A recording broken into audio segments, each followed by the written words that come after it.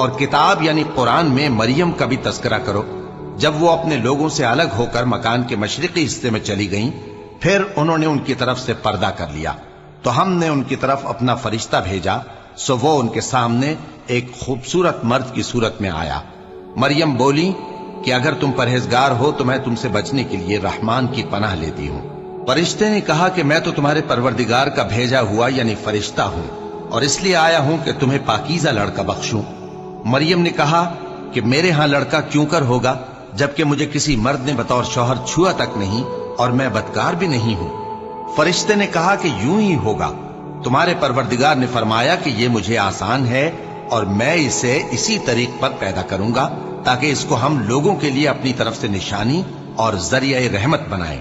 اور یہ کام مقرر ہو چکا ہے۔ چنانچہ وہ اس بچے کے ساتھ حاملہ ہو گئیں اور اسے لے کر ایک دور جگہ چلی گئیں۔